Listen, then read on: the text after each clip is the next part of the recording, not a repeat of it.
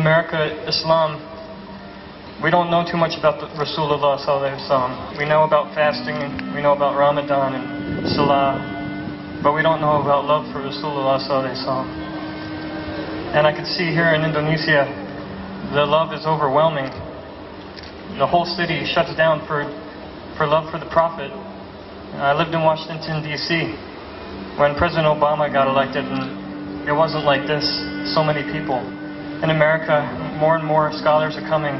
Habib Kadhim is in Canada, Habib Ali Al-Jifri, Habib Omar, they're all coming, and I hope Habib Mundir, you come sometime, inshallah. Amin.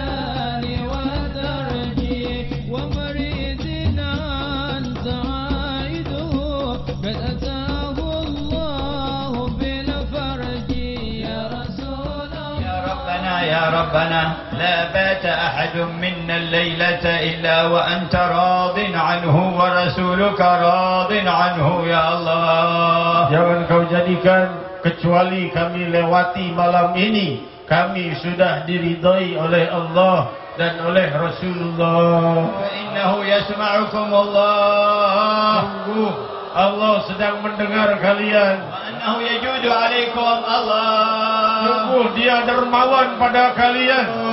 Wa yattasil nida man fil ardi binida man fis sama' yasaluna rabbas sama'i wal ard ya Allah. Maka berpadulah seruan penduduk bumi ini kita ya Allah dengan seruan malaikat yang di langit, menembus sampai didengar dan sampaikan oleh Allah.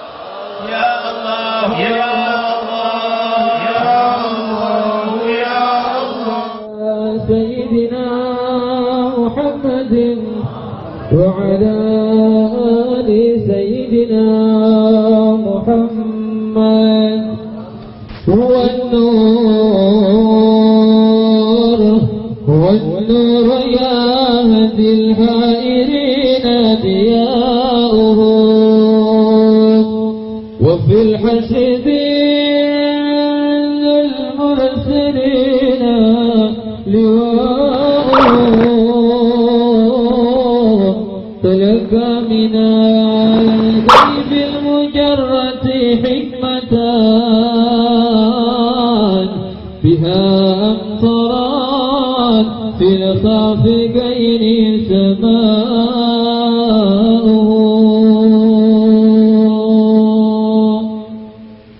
ومشهد أهل الحق منه لطائف تخبر أن المجد وشاءه فلله ما للعين من مشاهد ابتلاء يعد على أهل الحجاب ابتلاؤه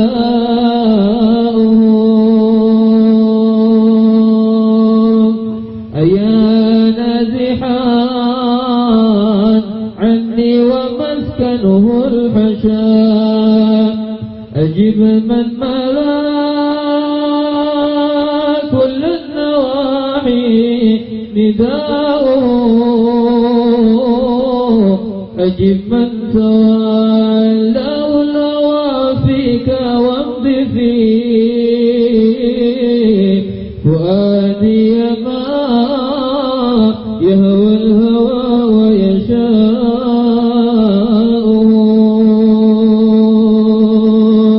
Ayah beliau dan paman beliau untuk umat Islam Indonesia sangat besar sekali.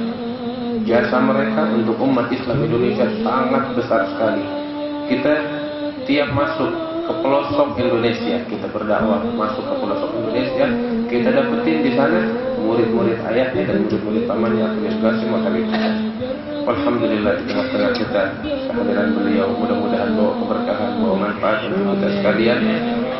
Wah, buka kita punya telinga hati kita, apa yang beliau sampaikan insyaallah kita jadikan sebagai pedoman di dalam kehidupan kita. فكان ذكر قرآن لعلتي فيا حبذا ذكرا لقلبي شفاء إذا علم العشاق ذائف كله. Suatu hari Rasul SAW melihat jenazah Yahudi sedang digotong. Sebuah jenazah sedang digotong. Rasul bertanya kepada sahabatnya, jenazah siapa itu? Kata sahabatnya, itu Yahudi ya Rasulullah. Jenazahnya orang Yahudi, orang musyrik, orang kafir. Lalu tiba-tiba terlihat dari mata suci Rasulullah mengalir air mata. Yahudi yang mati ditangisi oleh Nabi SAW. Apa yang ditangisi oleh Nabi SAW? Yang ditangisi oleh Nabi Muhammad SAW adalah penderitaannya menjadi sebagai seorang Yahudi. Nabi mengatakan telah terlempar, telah lepas sebuah jiwa ke dalam neraka jahanam, sementara aku ada di antara mereka. Adapun rahmatnya Rasulullah terhadap orang mukmin, Allah Subhanahu wa ta'ala sendiri yang telah memberikan stempel, dan belum pernah stempel itu disematkan kepada siapapun dari manusia hamba Allah, bahkan Nabi dan Rasul sekalipun, di mana Allah berfirman, bil mu'minina raufun rahim, bil mu'minina raufun rahim, bil mu'minina raufun rahim. Maka dengan rauf dan rahimnya Rasul sallallahu alaihi wasallam kita berkumpul di tempat ini dalam acara pembacaan sholawat dan dalam acara haul Sultanul Qulub Syekhuna, guru kita bersama Al-Habib Mundir bin Fuad bersama. Beliau orang yang lebih paham dari kita tentang rahmatnya Rasul sallallahu alaihi wasallam. Dan kalau kita ingin bertanya seberapa paham almarhum Sultanul Qulub Al-Habib Mundir terhadap rahmatnya Rasul sallallahu alaihi wasallam, maka lihatlah bagaimana dengan satu hati yang namanya Mundir Fuad Al-Musawa bisa menyatukan ribuan hati. Yang menyematkan Sultanul Qulub ini bukan orang-orang yang tidak memahami basirah, bukan orang sembarang berucap, bukan manusia yang tidak kita kenal dan dia ingin memuji, tetapi yang mengucapkan ini adalah orang yang betul-betul dihormati oleh Habib Mundir sebagai gurunya. Dan yang menyematkan Sultanul Qulub itu adalah sebuah kenyataan yang ditarik oleh Habibana Umar bin Muhammad bin Salim bin Habib, tentang bagaimana berkumpulnya di satu tempat manusia yang ratusan ribu jumlahnya. Mereka datang dari segala penjuru bukan untuk melakukan apa-apa, hanya ingin bersolawat bersama-sama mendapatkan rahmat dan menumpahkan rindu dan cintanya kepada Rasul sallallahu alaihi wasallam. Dan yang mengenalkan kita kepada mahabbah, yang mengenalkan kita kepada salawat, yang mengenalkan kita kepada maulid, yang mengenalkan kita kepada terenyuhnya hati saat disebut nama Muhammad sallallahu alaihi wasallam adalah almarhum Habibana Mundir Al-Musawa. Jazakallah khair Habibana Mundir yang mengajarkan kita cinta kepada Rasulullah. Beliau korbankan semuanya. Beliau korbankan waktunya. Beliau korbankan hati. Ada ribuan orang yang tidak percaya bahwa sebesar Habib Mundir di ibu kota Jakarta, yang memiliki kenalan bahkan sampai kepada tingkat presiden, ternyata harus telepon ke sahabatnya di Cirebon untuk meminjam uang 100.000 guna membeli beras.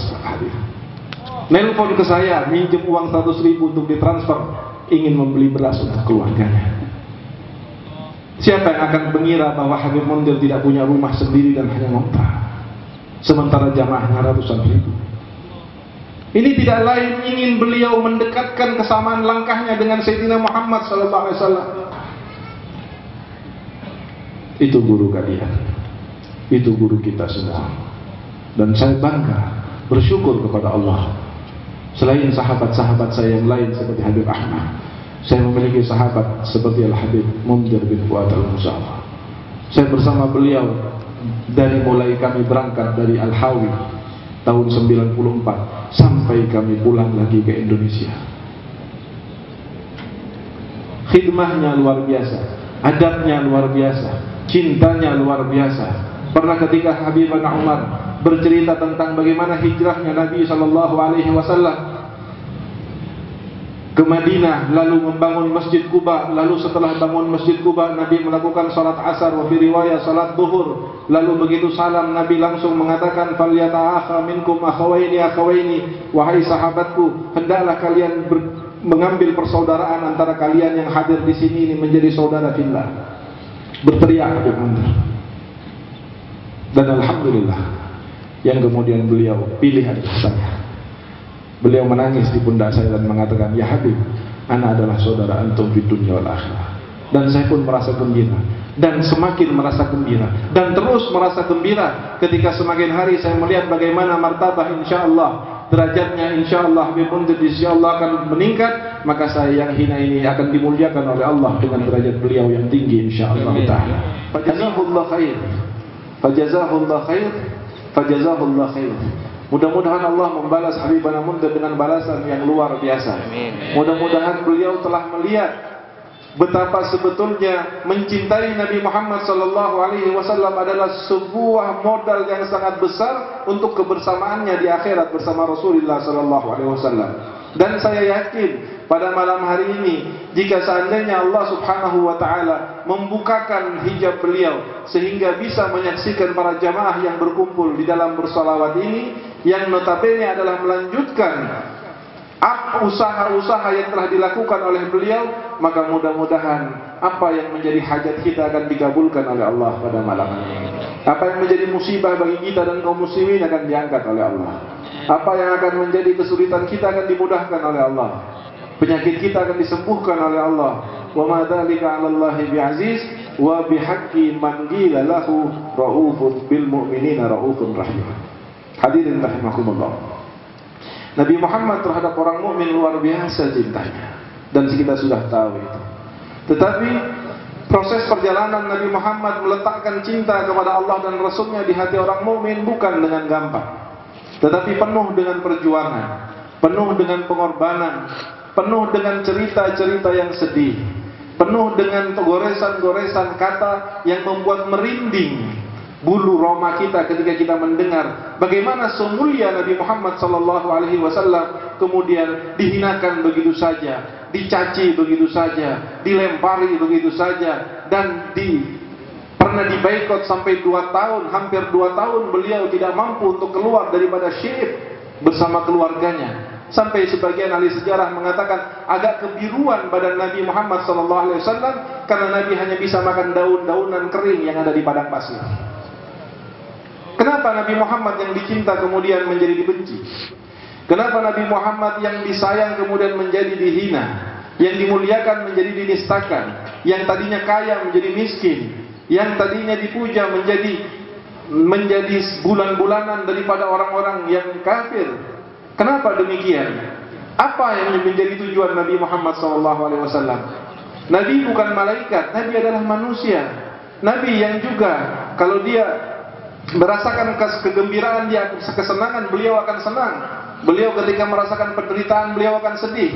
Tetapi kenapa semua ini dikerjakan oleh Rasulullah? Tidak dipedulikan apa yang akan terjadi kepadanya oleh Nabi kita Muhammad SAW? Alasannya satu. Dan alasan itu yang dipertahankan oleh Nabi Muhammad ketika surat Ad-Duha turun kepada beliau, dan Allah mengatakan wala saufa yu'tika rabbuka fatarda. Allah nanti akan memberikan sesuatu kepada engkau wahai Nabi Muhammad, kata Jibril, dan kamu akan senang. Spontan Nabi Muhammad, tanpa berpikir lagi, sesuatu yang memang menjadi pikiran dan kegiatannya setiap hari. Nabi Muhammad ketika Jibril datang memberikan kabar gembira tentang kesenangan yang akan diberikan kepadanya di akhirat, apa jawab Nabi? Spontan Rasul mengatakan, "Idzan la arda ahadun min ummati yadkhulun nar." Jibril, Kalau bahasa kita, Jibril, tolong sampaikan kepada Allah yang Maha Tahu. Muhammad tidak akan pernah senang dengan surga. Muhammad tidak akan pernah senang dengan bidadari. Muhammad tidak akan pernah senang dengan istana.